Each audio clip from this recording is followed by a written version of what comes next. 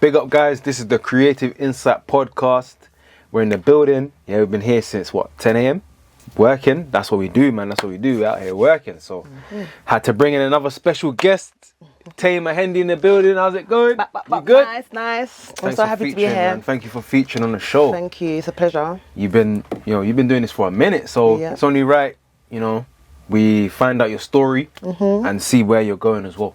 Okay. So yeah, let's do it. You ready? Yep. So all right, cool. I'm Taymah Hendi, singer, songwriter, entertainer, and my journey started when I was 3 years old. So I used to love singing in the house with my parents, or with my dad especially, at a young age, because he plays the guitar. So he religiously plays the guitar like every night. Whoa. So I used to sing along to it as a child. And then I made up my first song when I was 3 years old called Rubbish. And what was that about? It was about rubbish, like literally throwing rubbish in the bin. Yeah. And it didn't really make much sense, but I guess that's where I kind of found my melody, my tone, my voice and stuff. And he recorded it on his tape cassette, and he actually still has it till today. Wow. So from there, it just went on to singing in the choir, singing at talent shows, at school. Like attending like musical programs as a teenager, attending Raw Materials in Brixton, where I further developed before I finally started recording at recording studios. So that's kind of how it started. So you were born into music. You were born to do this. 100%, yeah, definitely. Wow. I have a musical family, yeah. Would you say you have a talent for music? Yeah, I have a talent for music, yeah. Yeah, so your talent combined with the passion, combined with the hard work, produced the results, right? It's only right, yeah. Yeah. Nice. How did you get the name Taymah Hendi though? My name's Taymah. Okay. So, Hendi is just an abbreviation of my last name. It's so funny because for a long time my name was just Taymah. And then people were saying to me, well, my dad actually was saying to me, you should have a second name. Like, Taymah sounds unfinished. And originally I was like, whatever, like, no, I love Taymah, just how it is. And then like a few people kept saying to me, Taymah. And my dad was like, what about Taymah Hendi? He just said it, as a suggestion. And initially I was like, no. Yeah. But you weren't feeling it in the beginning? I weren't feeling it in the beginning. I wasn't feeling it. I was like, nah, I don't like it. But then after a while it just started to stick. And then one day I just started liking it. I don't even really realize why I started liking it. One day I just like, well, you know what? That actually sounds sick. Like, I think what it was I was against having two names, but once I started accepting that, you know what, maybe I should have two names, Hendi just sounded right, so we just went with Hendi. So you just went with it, and then you never looked back? Never looked back. Taymah Hendi. Taymah, okay, nice. So, cool, yeah, you made your first track at 3, and then from there, who kind of got you in the studio now? Well, I got in the studio via Raw Materials. So that's a musical program in Brixton that developed artists at the time. I think now they focus more on mental health and on working with vulnerable young people and stuff. By the time, I think it was open for all.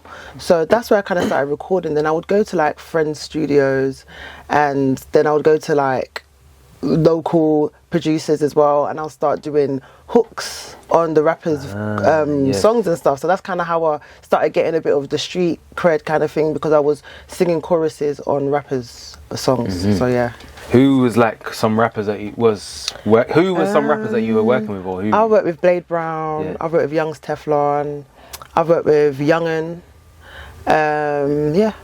Nice. So the portfolio is growing, growing as well. No, we love that. And what ends did you grow up in? Where did you grow up? I grew up in Tulse Hill. Tulse Hill, big up. Around Tulse Hill, Brixton area, yeah. How was it growing up there? It was all right. Like, I feel like my mum kind of kept me away from the road. So I would go play centre and stuff, but I just tend to go to a lot of musical kind of, musical kind of programs. I wasn't really like on the street per se, but I kind of was. It's like I wasn't and I was. So yeah. But it's good that your mum kept you on that path. She tried to keep me like away from all of that kind of stuff. Did it work? Yeah, I think it worked. Definitely, 100% worked. Yeah. And like school life, how was that? School life. Yeah. What's going on in school? Troublesome? Do you know what? School was alright. I wouldn't think I was troublesome. You don't seem like the troublesome Maybe type. Teachers might say I was, but I don't think I was. I think I was just like really talkative in school, really chatty. Like, I wasn't really bad, like that. I would say that my thing was like I didn't like bullies. So if I knew that you was being bullied or you came to me and said you were being bullied, I would want to like save you're bullying you. the bully. Yeah, I would, You're bullying the bully. basically I'd want to save you. That's what got me a lot of trouble at school, like fighting bullies. Yeah, okay, so like, yeah, Robin Hood type shit, innit? Kind of Robin Hood type shit. Yeah. Basically, cool. So from there, school was school. You know, things going on. Did you do music in school as well? Yeah, I done like musical class in school. I had a musical teacher. I played drums in school, drum kit in school. Oh wow. I done piano lessons in school. So yeah, like. So no guitar. You didn't take after your father. I slightly tried it, but I wasn't really. I was more piano and dancing and acting. Yeah. I didn't really take on the guitar. No. Okay. Would you ever go to the guitar? Why not? Or was it not? It's just Of course, like not for yeah. I work with some young people now. One of the young people I work with, he's like a rock star, so he likes to teach me a little thing here or there on the guitar. Good. So yeah, definitely, I can play a couple songs on the guitar as well. Nice. So, okay, yeah. this is multi-talented, man. That's it. That's what we like to have on this podcast. You know, all ranges of people. So your music's like, what genre of music are you in? Would you describe it as? That's a good question. Like, I would say that it's like just popular music, like R&B, Afrofusion, house. So yeah. Nice. And then like with that as well, what's been when you started? Was there a certain genre you started in, or what? Yeah.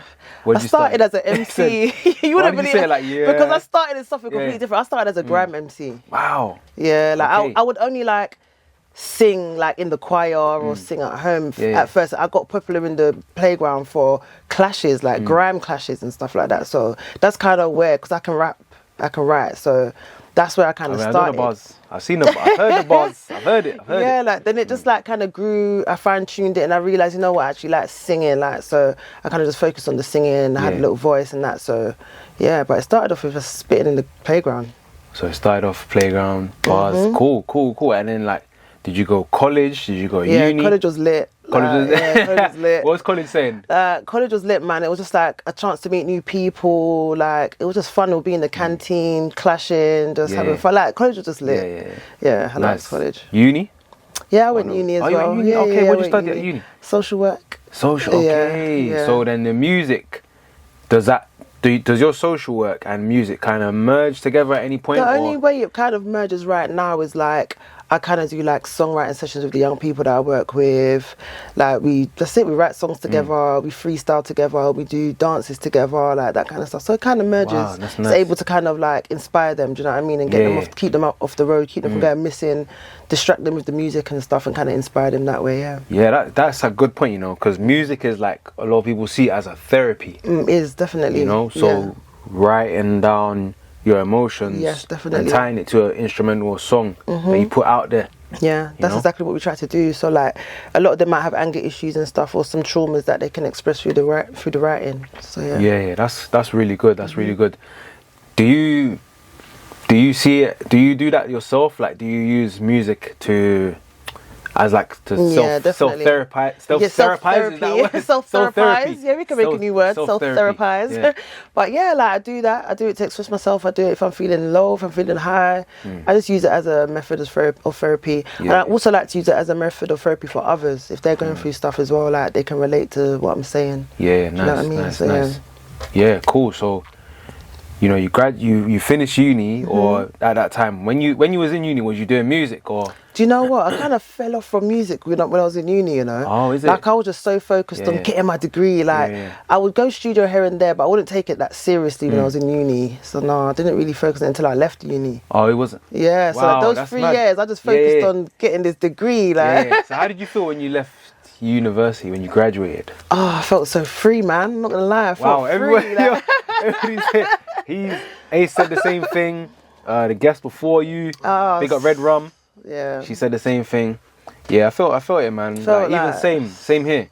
But I was like, I felt free, but I was thinking, alright, cool, I need to make, what's the next move now? Yeah, what's the next move? You know. But yeah,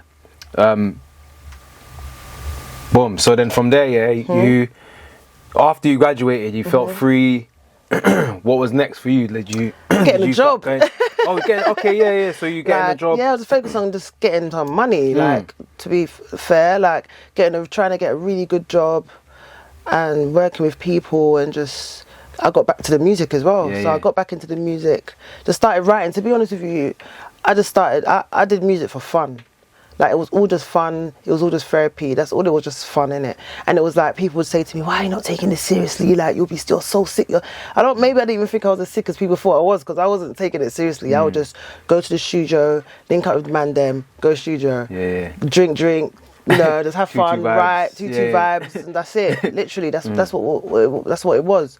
And it's only like recently I've decided that, no, you know what, I'm actually going to take this seriously, because it makes me feel good. I make other people feel good through the music, and it's fun, and it's just like a therapy, like you said. Yeah, no, we love that. We love that, man. So because we met in 2020, so it's 4 years. 4 years. So like we met at Speako Studio. So have you always kind of recorded at Speako? Because he's been going since he's been going for a long time. Brixton, Instant Melodies, and I've frequented at so many different studios. I never really had a set studio at the time, but now I do. Yeah. But at the time, I was just wherever the vibe was. So I wouldn't say that I wasn't always at Speak as well. Sometimes I would go there, and sometimes I go to other studios. Like, I bounce around a little bit. But now I feel like I've found my studio, do you know what I mean? Where I can create my stuff. Nice. I found my engineer. I feel like that's what's really important as an artist, is to find your engineer, so that knows your sound that you gel with. So I feel like I found that now. Why do you say it's important for you to find the right engineer to work with, though? Your sound needs to be consistent. Yeah. Your sound needs to sound professional. It needs to sound ready. You need to blend with established artists. So it's about finding that engineer that knows how to make you sound how you want to sound, and sound good. So I agree with that. I agree with that. And have a good relationship with as well, that you bounce with each other, you work well with each other as well. So do you prefer your producer, your engineer, to be generating creative ideas with you, or do you just prefer to be like, just like, the silent engineer, just working?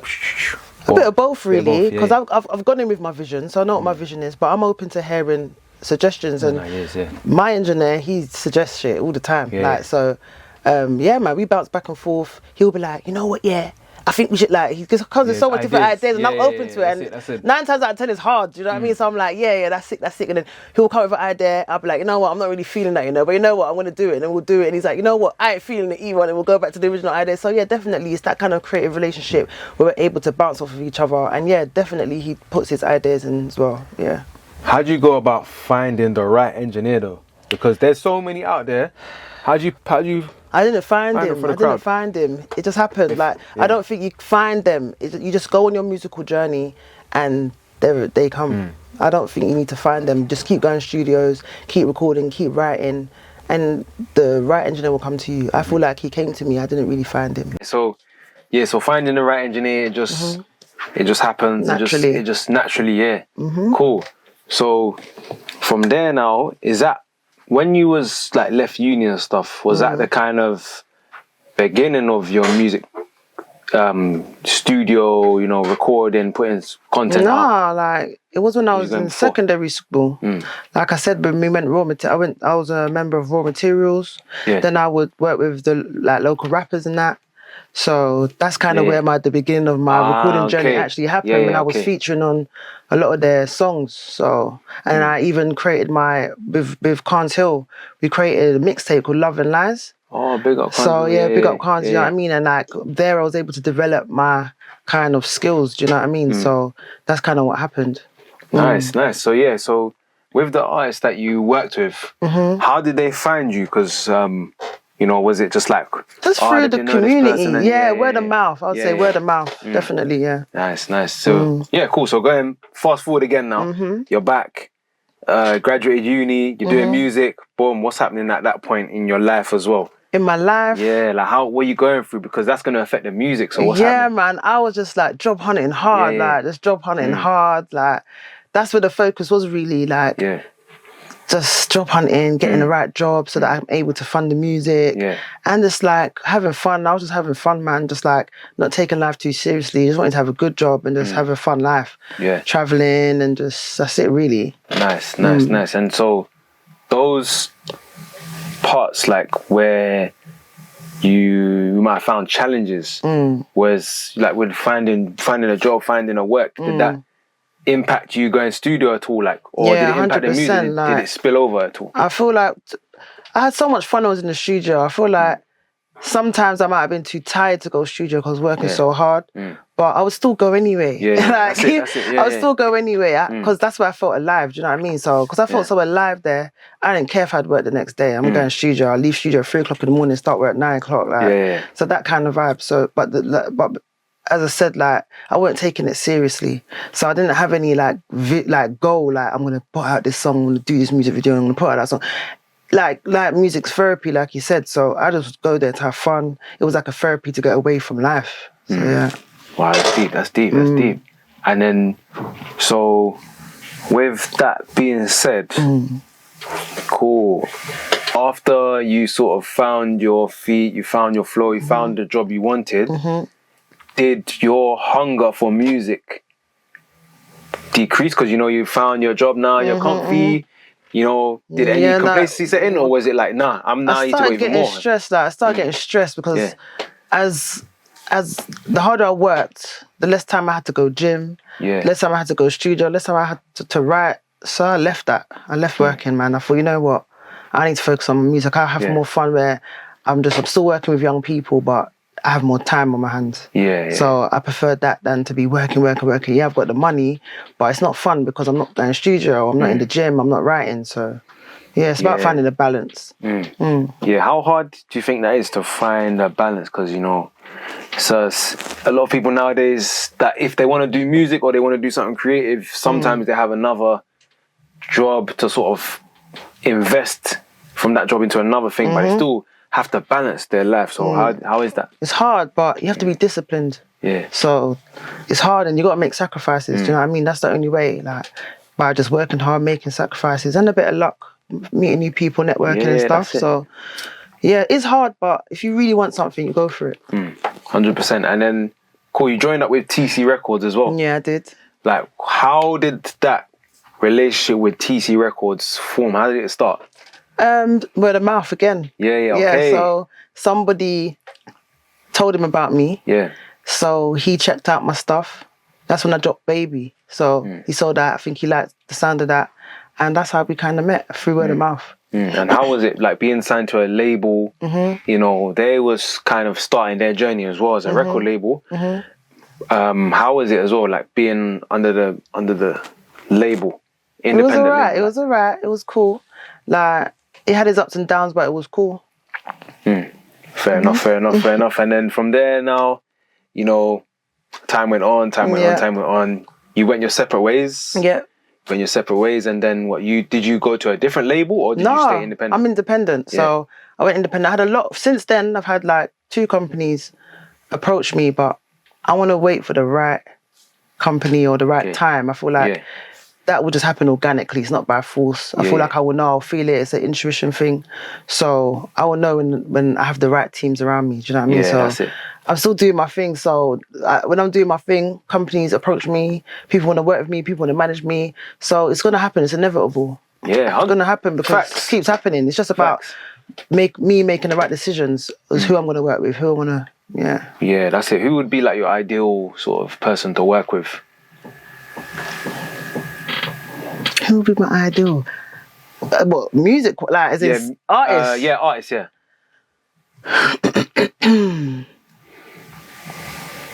Cleo Soul, Sinead Harnett. Nice. That'll be the features you go with. Okay, nice. Cool. Yeah. And then obviously now you got a song, Marsha. Yeah, I got a song called Marsha. That's kind of just like a summer vibe. So it's the sun's out, do a little bit of Afro, a bit of dancehall, that kind of vibe. I want people, like, my family's Jamaican. I weren't born in Jamaica, but that's where my family's from. So I kind of got that kind of influence. So I wanted to kind of write a song. That song is kind of a mad song still because it's not about me, but it's about like someone who's gone through, is in a relationship with someone that's kept cheating on them. So they confided in their best friend and slept with him. So it's a bit, yeah. But you know, it's storytelling. It's just a storytelling song, literally. That's what it is. Yeah, it's just a storytelling song. Nice. We love that. We love that. And then you was on Croydon FM as well. Yeah, on the radio. At least, yeah. So I frequent on there quite a bit. I've got a couple of DJ friends over there. So yeah, they spin my stuff on Croydon FM. Nice. Yeah. So right now, where are we at right now? What's happening right now? Right now, because right now it's looking lit. Summer's out. It's looking lit. Outside, like, I've got a lot of songs coming out this summer. Yeah? Yeah. Good. I'm trying to drop about 4 tracks this summer. Work rate. That's a song a month. Yeah. So we've got Marsha this month. Yeah. And Sweet Wine next month. Nice. Any visuals for those? I've got visuals, but they're like net visuals. They're not like official music videos. I've got unofficial music videos for them. Yeah. Nice. So we look forward to seeing that. 100. Cool. Is there any closing advice? Is there 3 characteristics that you would have said to your younger self, like when you were starting up, that you have now? What one of those 3 traits? There's 3 traits that that you have now, that I have now, that you would have wanted for your younger self. But I have it now. Yeah.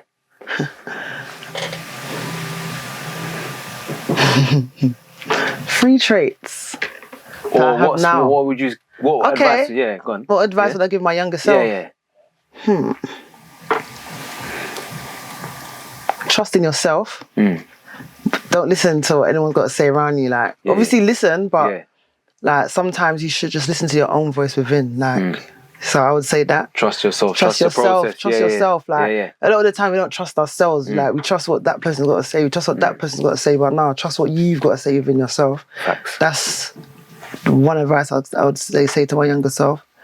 And like. Or my next one. That's one advice I would say. What's the best advice you've been given? Not from I've been given a lot of advice. But like something that changed your life in a positive way. You know what I'm saying?